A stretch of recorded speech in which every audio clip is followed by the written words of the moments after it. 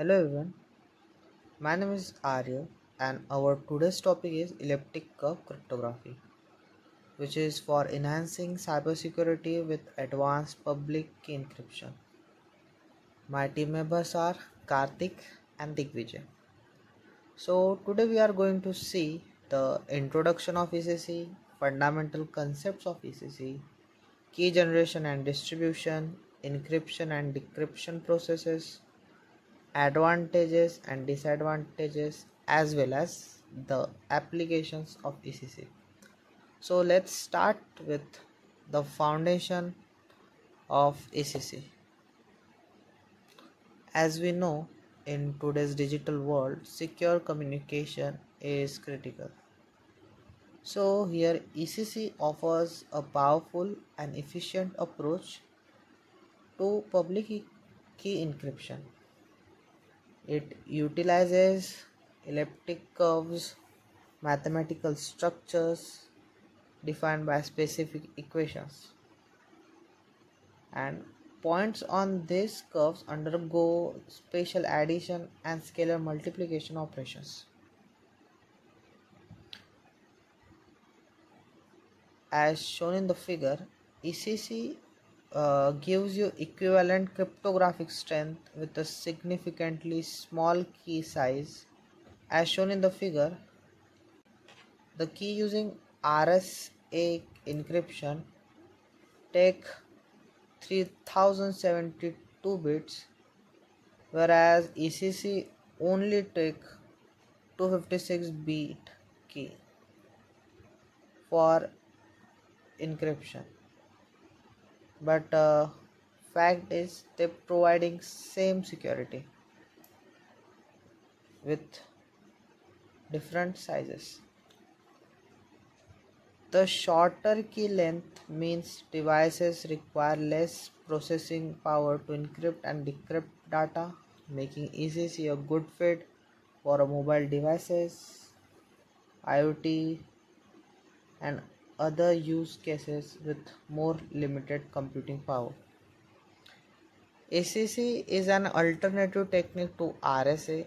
RSA does something similar with a prime number instead of elliptic curve, whereas ECC is a powerful cryptography approach by using a mathematics of elliptic curves.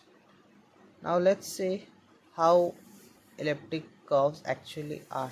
An elliptic curve for a current ECC purpose is a plane curve over a finite field which is made up of the points satisfying the equation y square equals to x cube plus ax plus b, which is cubic equation where a and b are constants. In this elliptic curve cryptography example, any point on the curve can be mirrored over the x-axis and the curve will stay the same, and any non-vertical lines with the intersects the curve in the three places or fewer as shown in the figure PQR. Now I'm handing over the further presentation to Kartik. Thank you, Arya. Now let me continue with the key generation and distribution process. My name is Kartik Gupta. My roll number is 2037. ECC involves generating a public-private key pair. The public key is shared while the private key is kept secret. The first step is that the system parameter selection process establishes a secure foundation. Public and private keys are generated mathematically based on the chosen elliptic curve. Then after, the public key is freely distributed while the private key remains strictly confidential. Now after that, there comes the encryption and decryption process between the sender and receiver. After that, we will be looking into the flow chart of this process. In this process, from the sender side, the sender's message, which is the plain text, is converted into a mathematical representation. The message is encrypted using the recipient's public key and decrypted with their private key, ensuring only the intended recipient can access it. At the receiver side, the receiver uses the private key to decrypt the message by reversing the point operation. The original message hence therefore is retrieved, which is the plain text which was sent by the sender.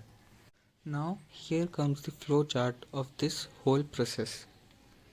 The first step is to choose an elliptic curve which is agreed by the both sender and receiver systems. After then, the additional parameters are chosen to further define the operating environment for ECC on the chosen curve. After then, a random secret number is chosen, acting as the user's private key. After that, we derive a public key from the chosen elliptic curve and system parameters. Also, the private key. This public key is derived from these three factors, and the public key is freely shared to the recipients. After that, the sender's message is converted into a mathematical representation. After that, the recipient's public key is used along with the mathematical message representation. Using this message and public key, we perform some point operation on the curve, which further generates the ciphertext, which is the encrypted message. This ciphertext is then sent to the receiver. The receiver can only access it using the private key. The receiver uses their own private key, and then using the private key, the received ciphertext undergoes specific point operations on the chosen elliptic curve. These point operations reverse the encryption process, revealing the original message. By this whole flowchart, we can understand the encryption and decryption of the ciphertext sent by the sender and received by the receiver. Now I will further hand over the presentation to Digvijay Mane. Thank you. Hi, I am Digvijay Mane. My roll number is 2023. Advantages of elliptic curve cryptography. First is smaller key sizes compared to traditional public key cryptography for equivalence security levels. Second, reduced computational overhead, making ECC ideal for resource constrained devices. Third, mathematically complex problem solving makes brute force attacks infeasible. Now we see disadvantages of elliptic curve cryptography. First, tricky setup. Implementing ECC securely requires more expertise compared to RSA, increasing the risk of vulnerabilities. Second, slower verification. While encryption or decryption is fast, verifying signatures, for example, for message authenticity, can be slower with ECC. Third, new standards. ECC standards are less established than RSA, potentially leading to compatibility issues and security risks. Now we see applications of ECC. First, secure communication protocols, HTTPs, TLS. Second, digital signatures for verifying message authenticity. Third, secure key exchange in various applications. Fourth, cryptocurrency transactions, Bitcoin, Ethereum. Now we look conclusion, a cornerstone of modern cybersecurity. ECC is a powerful and efficient public key cryptography technique.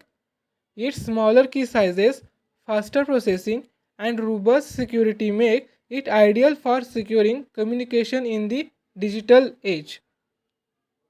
Thanks.